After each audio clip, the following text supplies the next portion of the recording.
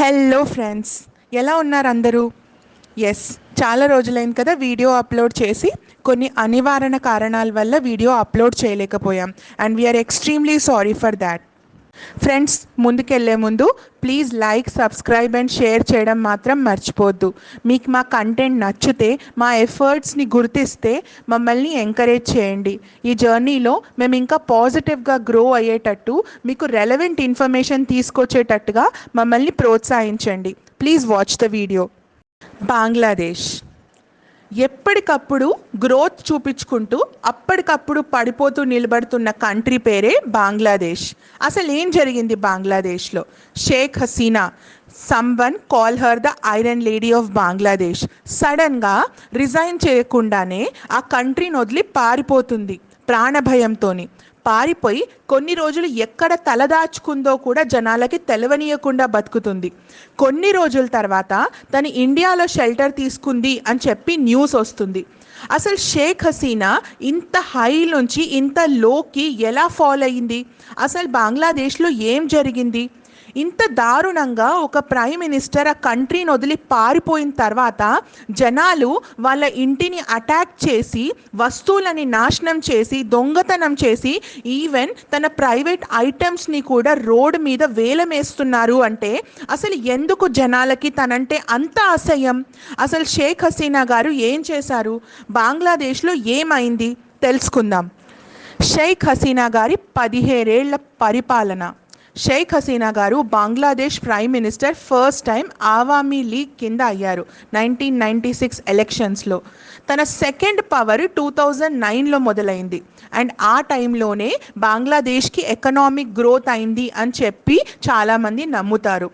Even తన authoritarian attitude and తన way of thinking చాలా డిఫరెంట్గా ఉంటుంది అని చాలామంది జనాలు చెప్తారు. అసలు ద ఫ్లో ఆఫ్ ఈవెంట్స్ ఏంటో చూద్దాం. డిసెంబర్ 29, 2008 ఈ టైంలో ఆవామీ లీగ్ గెలుస్తుంది జనరల్ ఎలక్షన్స్లో అండ్ షేక్ హసీనా గారు పిఎం అవుతారు సెకండ్ టర్మ్కి. ఫిబ్రవరి 2009 బంగ్లాదేశ్ రైఫిల్స్ రివోల్ట్ అవుతుంది. గవర్నమెంట్ ఇక్కడ ఆర్డర్ని ఎంత రీస్టోర్ చేయడానికి ట్రై చేసినా కూడా 74 పీపుల్ ఇక్కడ చనిపోతారు. జూన్ 2011లో 15th amendment to the constitution pass అవుతుంది. దానివల్ల ఇక్కడ కేర్ టేకర్ గవర్నమెంట్ని సిస్టమ్ నుంచి తీసేసి మళ్ళీ ఎలక్షన్స్ని కండక్ట్ చేస్తాము అని చెప్పి గవర్నమెంట్ చెప్తుంది. ఫిబ్రవరి 2013 ఇక్కడ మాస్ ప్రొటెస్ట్ జరుగుతాయి షాన్బాగ్లో, ఢాకాలో. అండ్ ఎవరైతే ఈ అట్రాసిటీస్ చేస్తారో వాళ్ళకి డెత్ పెనాల్టీ ఇస్తాము అని చెప్పేసి గవర్నమెంట్ అనౌన్స్ చేస్తుంది. అక్టోబర్ 2013 రానా ప్లాజా బిల్డింగ్ కొలాప్స్ అయిపోతుంది. దానివల్ల 1000 మంది చనిపోతారు. అండ్ ఇక్కడ గవర్నమెంట్ జనాలకి సేఫ్టీ ఇవ్వలేదు అండ్ ఇక్కడ గార్మెంట్ ఇండస్ట్రీ సేఫ్ కాదు అనే క్వశ్చన్ మార్క్ అక్కడ గవర్నమెంట్లో ఎస్టాబ్లిష్ అవుతుంది. జనవరి 5, 2014 ఇక్కడ జనరల్ ఎలక్షన్స్ జరుగుతాయి అండ్ దానివల్ల అపోజిషన్ దాన్ని అపోజ్ చేస్తుంది, బాయ్కాట్ చేస్తుంది. జనవరి 2015 టైంలో ఎన్నో ఇన్సిడెంట్స్ అవుతాయి. ఎన్నో బండ్లని కాల్చేస్తారు, బిల్డింగ్స్ని కూల్చేస్తారు, జనాలని చంపేస్తారు, ఎన్నో రకాల వాయిలెంట్ ఇన్సిడెంట్స్ అవుతాయి. దానివల్ల బిఎన్పి అపోజిషన్స్ డిమాండ్స్ మీట్ అవ్వాలి అని చెప్పి జనాలు అడగడం మొదలు పెడతారు. December 30, 2018 Awami league general election మళ్ళీ గెలుస్తుంది. దానిలో ఓట్ రిగ్గింగ్ అలిగేషన్స్ తను ఎదుర్కొంటుంది. అవామీ లీగ్ రియల్గా, ఎథికల్గా ఈ పొలిటికల్ ఎలక్షన్స్ గెలవలేదు, కానీ ఇల్లీగల్గా కొన్ని అనెథికల్ ప్రాక్టీసెస్ పాటించి 96% ఆఫ్ ఓట్స్ని సెక్యూర్ చేశారు అని చెప్పి తన మీద పేరు తెచ్చుకుంటుంది. మార్చ్ 2020 అప్పుడు కోవిడ్-19 పాండమిక్ వచ్చింది. కోవిడ్-19 వచ్చినప్పుడు ఎన్నో కంట్రీస్వి ఎకానమీ బ్లో అయిపోయింది. దాంట్లో బంగ్లాదేశ్ కూడా ఉంది. ఆ టైంలో ఆ కంట్రీలో ప్రైజెస్ రైజ్ అయిపోయాయి, ఇన్ఫ్లేషన్ వచ్చింది, జాబ్స్ లేకుండా పోయాయి, జనాలకి తినడానికి తిండి లేదు, బతకడానికి వ్యాక్సిన్స్ దొరకట్లేదు, కాస్ట్ ఆఫ్ లివింగ్ ఎక్కువ అయిపోయింది, క్రైసిస్ కంటిన్యూ అయింది. 2022 బంగ్లాదేశ్ సడన్గా తన గ్రోత్ 7.2% గ్రోత్ చూపిస్తుంది, జీడిపి పెరిగింది అని చూపిస్తుంది. దానివల్ల ఆ కంట్రీని one of the fastest growing economies in the world అని చెప్పి గుర్తిస్తారు. But still income inequality rise అవుతుంది. అంటే రిచ్ ఉన్న వాళ్ళు ఇంకా రిచ్ అవుతూ పోతున్నారు, పూర్ ఉన్న వాళ్ళు ఇంకా పూర్ అవుతూ పోతున్నారు. జనవరి 2024 మళ్ళీ పిఎం హసీనా గారు 4th టైం స్ట్రెయిట్ టర్మ్లో గెలుస్తారు. కానీ ఇది కాంట్రవర్షియల్ ఓటింగ్ అని చెప్పేసి మళ్ళీ ఆపోజిషన్ దీన్ని బాయ్కాట్ చేస్తుంది. జూలై టు ఆగస్ట్ 2024 మధ్యలో ఏం జరుగుతుందంటే స్టూడెంట్స్ ఇక్కడ ప్రొటెస్ట్ చేయడం మొదలు పెడతారు. ఇక్కడి జాబ్ కోటాస్ ఎందుకు ఫ్రీడమ్ ఫైటర్స్ ఫ్యామిలీస్కి ఇస్తున్నారు, ఎందుకు జనరేషన్స్ కొద్దీ వాళ్ళకి 1/3 రిజర్వేషన్ ఇస్తున్నారు, మాకెందుకు జాబ్స్ లేకుండా చేస్తున్నారు అని చెప్పి స్టూడెంట్స్ ప్రొటెస్ట్ చేయడం మొదలుపెట్టారు. జూలై 29, 2024 ఇప్పుడు కూడా ప్రొటెస్ట్ కంటిన్యూ అవుతూనే ఉన్నాయి. అండ్ హసీనా గారు రిజైన్ చెయ్యాలి అని చెప్పి కాల్స్ మొదలయ్యాయి. హసీనా గారు ఈ పదవి నుంచి తప్పుకోవాలి అని చెప్పి డిమాండ్స్ మొదలయ్యాయి. ఆగస్ట్ 4, 2024 నియర్లీ 100 మంది చనిపోయారు ఈ ప్రొటెస్ట్లో. అండ్ ఇప్పటి వరకు ఆల్మోస్ట్ 300 మంది పాస్ట్ని కూడా కలుపుకుంటే చనిపోయారు ఈ హసీనా గారు రిజైన్ చేయాలనే ప్రొటెస్ట్లో. ఆగస్ట్ 5, 2024 హసీనా గారిని పవర్ నుంచి తీసేసి తను ఆ కంట్రీని వదిలేసి పారిపోవాల్సి వచ్చే సిచ్యువేషన్ వచ్చింది. ఆఖరికి తన ఇంటికి ప్రైమ్ మినిస్టర్స్ రెసిడెన్స్కి ఎందరో జనాలు సడన్గా వచ్చేసి అక్కడ ఫర్నిచర్ని ధ్వంసం చేసేశారు. అక్కడున్న వస్తువులని దొంగలించి ఇంటికి తీసుకెళ్లారు. తన బట్టలని, తన వస్తువులని, తన ఫుడ్ని దేన్ని వదలలేదు. దాన్ని ఒక జలసాలాగా రోడ్ మీద అందరి మధ్యలో తీసుకెళ్లారు. అటాక్ ఆన్ మైనారిటీస్ రిపోర్ట్స్ పరంగా non Muslim families and Awami League సపోర్టర్స్ని నిర్దాక్షిణ్యంగా చంపేశారు, పర్టికులర్లీ ఢాకాలో అండ్ అదర్ రీజన్స్లో. వీళ్ళకి సంబంధించిన ప్రాపర్టీస్ని 17,000 ఫ్యామిలీస్ ప్రాపర్టీస్ని రిపోర్టెడ్లీ డిస్ట్రాయ్ చేశారు. అండ్ వేల కొద్ది జనాలని అక్కడి నుంచి పారిపోయేటట్టు చేశారు. వాళ్ళు పారిపోకపోతే వాళ్ళని చంపేశారు, వాళ్ళ ఫ్యామిలీస్ని హర్ట్ చేశారు. దానివల్ల వాళ్ళు ఎక్కడో రిఫ్యూజ్ తీసుకోవాల్సిన సిచ్యువేషన్ వచ్చింది. అదే కాకుండా అక్కడున్న హిందూస్ని ఎన్నో రకాల వాయిలెంట్ యాక్షన్స్తోని వాళ్ళని హర్ట్ అయ్యేటట్టు చేశారు, చంపేశారు, వాళ్ళని ఇంట్లో నుంచి పరిగెత్తేటట్టు చేశారు, బంగ్లాదేశ్ని వదిలి వెళ్ళిపోవాలి అని చెప్పి థ్రెట్స్ ఇచ్చారు. అండ్ తొందరలోనే బంగ్లాదేశ్ని ఒక ఇస్లామిక్ స్టేట్గా మారుస్తాము అని చెప్పి అక్కడ జనాలు క్లెయిమ్ చేస్తున్నారు. Bangladesh ex chief minister Sheikh Hasina గారు పదవి నుంచి తప్పుకున్న తర్వాత అక్కడ ఇంటరిమ్ గవర్నమెంట్ రెస్పాన్స్ ఎస్టాబ్లిష్ అయింది. Interim government Nobel peace prize winner Mohammad Yunus గారు ఎస్టాబ్లిష్ చేశారు. తను హసీనా డిపార్చర్ అయిపోయిన తర్వాత ఏమేం ఛాలెంజెస్ ఫేస్ చేసింది ఆ గవర్నమెంట్ని స్టడీ చేసి తను ఆఫీస్ని టేక్ ఓవర్ చేసుకున్నారు. ఇంటరిమ్ గవర్నమెంట్ మేజర్లీ అక్కడ లా రీస్టోర్ చేయాలి, ఇక్కడ శాంతిని నెలకొల్చాలి అని చెప్పి ప్రయత్నిస్తున్నారు. అదే కాకుండా ఇంటర్నేషనల్ రిలేషన్షిప్స్ ఇన్ని రకాల ఇన్సిడెంట్స్ వల్ల చాలా పాడైపోయాయి. ఆ రిలేషన్షిప్స్ని మళ్ళీ ఎలా స్టెబిలైజ్ చేయాలి అని చెప్పేసి అక్కడ గవర్నమెంట్ ట్రై చేస్తుంది. ఇంటర్నేషనల్ రియాక్షన్స్ గురించి తెలుసుకుందాం. బంగ్లాదేశ్లో ఇంత అన్రెస్ట్ ఉండడం వల్ల ఇంటర్నేషనల్ కమ్యూనిటీస్ దీనికి చాలా డిఫరెంట్గా రియాక్ట్ అయ్యారు. ఎన్నో రకాల ప్రొటెస్ట్ జరిగాయి, జస్ట్ బంగ్లాదేశ్లోనే కాదు, టొరంటోలో, వాషింగ్టన్ డీసీలో, ఇంకా ఎన్నో కంట్రీస్లో. ఎక్కడైతే మైనారిటీస్ని హర్ట్ చేయబడుతుందో ప్రతి ఒక్క కంట్రీ దాన్ని ఖండించింది. Indian government and human rights organisation దీనికి చాలా ఆపోజిషన్ ఎక్స్ప్రెస్ చేసింది.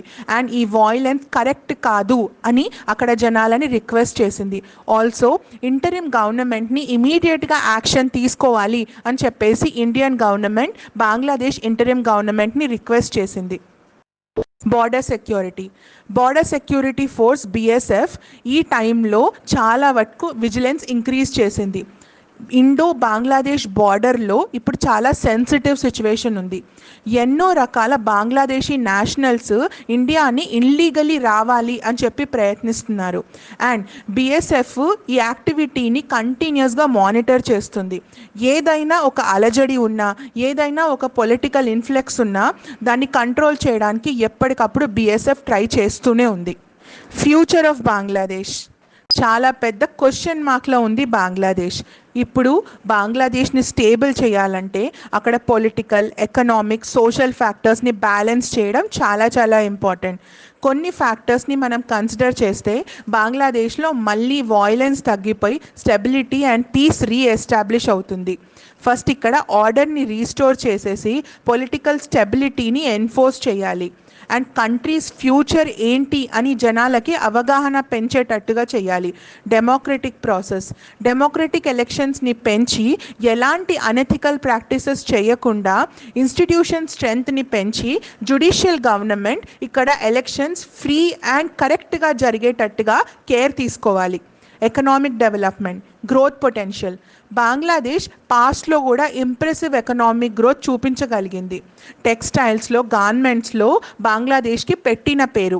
తన ఎకనామిక్ రిఫార్మ్స్ అండ్ ఇన్వెస్ట్మెంట్స్ ఇట్లా కంటిన్యూ అవుతూ ఉంటే బంగ్లాదేశ్ గ్రో అవ్వడం చాలా కష్టం. అండ్ ఒకవేళ బంగ్లాదేశ్ మళ్ళీ క్రైసిస్లో పడిపోయిందంటే లాంగ్ టర్మ్ ఎకనామిక్ ఇన్స్టెబిలిటీ మొదలవుతుంది. కాబట్టి అక్కడ జనాలకి ఉపాధి దొరికేటట్టుగా చేసి వాళ్ళకి రిఫార్మ్స్ మీద అవగాహన పెంచి అలా ఎవరిని కూడా చంపకూడదు, హామ్ చేయకూడదు అని ఒక సోషల్ కన్సర్న్ పెంచడం చాలా ఇంపార్టెంట్. సోషల్ కొహెషన్, ఒక మైనారిటీ రైట్స్ ప్రతి ఒక్క కంట్రీలో చాలా ఇంపార్టెంట్. హ్యూమన్ రైట్స్ పరంగా ప్రతి ఒక్క మనిషి ఏ జాతి, ఏ కులం, ఏ మతంకి చెందిన వాడైనా ఫస్ట్ మనిషే. అండ్ ఆ మనిషికి ప్రతి ఒక్క మనిషిలాగా స్వచ్ఛంగా అండ్ ఫ్రీగా బతికే రైట్ ఉంటుంది అని చెప్పి హ్యూమన్ రైట్స్ చెప్తుంది. ఎడ్యుకేషన్ అండ్ హెల్త్, అక్కడ ఇండస్ట్రీ, అక్కడి ఎడ్యుకేషన్ సెక్టార్ మీద, హెల్త్ కేర్ మీద, క్వాలిటీ ఆఫ్ లైఫ్ మీద ఇన్వెస్ట్ చేసి హ్యూమన్ క్యాపిటల్ డెవలప్మెంట్ మీద వాళ్ళు కాన్సన్ట్రేట్ చేయాలి. ఆ కంట్రీ ప్రోగ్రెస్ అయినప్పుడే జనాలలో ఒక ప్రోగ్రెసివ్ థింకింగ్ మొదలవుతుంది. 24 గంటలు ఈవెన్ మతం గురించి ఆలోచించడమే కాదు, కంట్రీ గురించి, సెల్ఫ్ డెవలప్మెంట్ గురించి ఆలోచించాలనే ఒక థింకింగ్ గ్రో అవుతుంది. ఎన్వైరన్మెంటల్ సస్టైనబిలిటీ, బంగ్లాదేశ్ ఎన్నో రకాల క్లైమేటిక్ చేంజ్ ఇంపాక్ట్స్ ఎప్పటికప్పుడు ఎదుర్కొంటూనే ఉంటుంది. ఇక్కడ ఫ్లడ్స్ వస్తాయి, సైక్లోన్స్ వస్తాయి, ఎన్నో ఎన్వైరన్మెంటల్ డిజాస్టర్స్ జరుగుతూ ఉంటాయి. ఇన్ని ఛాలెంజెస్ అక్కడి గవర్నమెంట్, అక్కడ కంట్రీ ఎదుర్కొన్నా కూడా తను ఇప్పటి వరకు కూడా సస్టైనబుల్ డెవలప్మెంట్ మీద ఇన్వెస్ట్మెంట్ చేయలేదు. దానికి జపానే పెద్ద ఎగ్జాంపుల్. ఇన్ని ఎర్త్క్వేక్స్ వస్తున్నా కూడా అక్కడ జపాన్లో ఎన్నో బిల్డింగ్స్ ఈవెన్ కదలకుండా నిల్చుంటాయి because of sustainable development. Not only buildings, అక్కడ కంట్రీ గవర్నెన్స్, ఎకానమీ అన్ని సస్టైనబుల్ మేలోనే డెవలప్ అవ్వబడుతుంది. Maybe Bangladesh should learn from it. Disaster preparedness, బంగ్లాదేశ్లో డిజాస్టర్స్ కొత్తేమి కాదు. ఇప్పటి వరకు జనాలకి, బిల్డింగ్స్కి, ల్యాండ్కి, ఎకానమీకి అన్ని రకాల డిజాస్టర్స్ జరిగాయి. దానివల్ల ఆ గవర్నమెంట్ ఇప్పటి నుంచే ప్రిపేర్డ్గా ఉండాలి అండ్ ఒక 4 ప్లాన్ వేసుకోవాలి. ఇంటర్నేషనల్ రిలేషన్స్, రీజనల్ డైనామిక్స్, బంగ్లాదేశ్కి neighbouring countries specially India and మయన్మార్తో ఉన్న రిలేషన్షిప్స్ తన రీజనల్ స్టెబిలిటీని అండ్ ఎకనామిక్ ఆపర్చునిటీస్ని చాలా ఇన్ఫ్లుయెన్స్ చేస్తుంది. గ్లోబల్గా ఆ కంట్రీ అన్నిటితోని యాక్టివ్గా ఎంగేజ్ అయినప్పుడే ఇంటర్నేషనల్ ఆర్గనైజేషన్స్ కానీ లేకపోతే ఒక ఇన్వెస్టర్ కానీ ఆ కంట్రీని గ్రో చేయడానికి, ఇన్వెస్ట్ చేయడానికి ఇంట్రెస్ట్ చూపిస్తారు. అప్పుడే ఆ కంట్రీ ఎకనామిక్గా స్టేబుల్ అయి గ్రో అవుతుంది. లేదు అంటే ఇలాంటి అలజడులు జరుగుతూ ఉంటే ఏ ఇన్వెస్టర్ కూడా ఆ కంట్రీలో ఇన్వెస్ట్మెంట్ చేయడానికి ఇంట్రెస్ట్ చూపించరు. టెక్నాలజికల్ అడ్వాన్స్మెంట్స్, ఇన్నోవేషన్, టెక్నాలజీ ఏ కంట్రీ ఎకనామిక్ గ్రోత్లో చాలా ఇంపార్టెంట్. అక్కడ వేరియస్ సెక్టార్స్ ఉన్నాయి. Textile, agriculture, health care, education, digital infrastructure. ఇవన్నీ ఆ కంట్రీ ఇంటరిమ్ గవర్నమెంట్ ఎలా గ్రో చేయాలి అని చెప్పి ఆలోచించి అక్కడ రూరల్ ఏరియాస్కి ఎకనామిక్ ఆపర్చునిటీస్ చేరేటట్టుగా చేయాలి. అప్పుడే ఆ కంట్రీ యూత్ గ్రో అవుతారు. యూత్ గ్రో అయినప్పుడు కంట్రీ ఆటోమేటికలీ గ్రో అవుతుంది. అదే కాకుండా స్టార్టప్ కంపెనీస్ ఎలా పెట్టాలి, ఫండింగ్ ఆపర్చునిటీస్ ఎలా తేవాలి, ఆంటర్ప్రెనర్షిప్ని ఎలా ఫాస్టర్ చేయాలి అనేది గవర్నమెంట్ టేక్ ఓవర్ చేసుకోవాలి. సోషల్ అండ్ కల్చరల్ ఐడెంటిటీ, ఒక కంట్రీ హెరిటేజ్ని బ్యాలెన్స్ చేసి ప్రతి ఒక్క సిటిజన్స్కి వాల్యూ ఇవ్వడం ఆ కంట్రీ గవర్నమెంట్కి చాలా చాలా ఇంపార్టెంట్. అలా ఇచ్చినప్పుడే వేరే కంట్రీ నుంచి, వేరే స్టేట్ నుంచి అక్కడ కల్చరల్ టూరిజం వస్తుంది. అండ్ ఈ డిసిజన్ మేకింగ్లో యూత్ ఆర్ యంగర్ జనరేషన్ని చాలా మటుకు ఇన్వాల్వ్ చేయాలి. వాళ్ళని సస్టైనబుల్ అండ్ డెమోక్రటిక్ డెవలప్మెంట్లో ఒక పార్ట్ లాగా బంగ్లాదేశ్ గవర్నమెంట్ ముందుకు తీసుకెళ్ళాలి. అందరినీ కలుపుకొని వెళ్తేనే ఇప్పుడు బంగ్లాదేశ్లో ఉన్న ఇన్స్టెబిలిటీ నార్మల్ అవుతుంది. అసలు బంగ్లాదేశ్ ఈరోజు కండిషన్లో ఉండడానికి ఎవరు responsible? Is it just Sheikh Hasina? Is it just the government? Is it just Awami League? Or is it just the supporters of Awami League? No, I don't think so. అక్కడున్న గవర్నమెంట్, అక్కడున్న political leaders, international community, civil society, private sectors, media, general public, educational institutions, అక్కడున్న జనాలు అందరూ కూడా ఈ సిచ్యువేషన్కి కారణాలే. ప్రతి ఒక్క పర్సన్ కాంట్రిబ్యూషన్ ఈ సిచ్యువేషన్లో చాలా ఉంది. ఇంత పొలిటికల్ అన్రెస్ట్ అయింది అంటే జస్ట్ ఒక పర్సన్ వల్ల అవ్వదు, ఎన్నో రకాల ఆలోచన విధానాలతో అవుతుంది. ఇప్పటి వరకు ఏం జరిగిందో అది వదిలేస్తే బంగ్లాదేశ్ని ఒక economic, financial, social and political development side తీసుకెళ్ళాలి అంటే అక్కడి ఇంటరిమ్ గవర్నమెంట్ జనాల ఆలోచనని ఫస్ట్ అర్థం చేసుకోవాలి. వాళ్ళు ఎందుకు ఇలా ప్రవర్తిస్తున్నారు, వాళ్ళ మైండ్లో ఏముంది అని. ఒకవేళ ఆ ఆలోచనలు తప్పైతే వాటిని తుడవడానికి ప్రయత్నించాలి, ఆలోచనలు కరెక్ట్ అయితే వాటిని ప్రోత్సహించాలి. ఆ ఇంటరిమ్ గవర్నమెంట్ ఎలా ప్రవర్తిస్తుంది అండ్ ఆ కంట్రీని ఎలాంటి వైపు తీసుకెళ్తుంది అనేది వేచి చూద్దాం. Thank you for listening for so long. Thank you friends. జై హింద్, జై Bharat. Please wait for the next video. Thank you.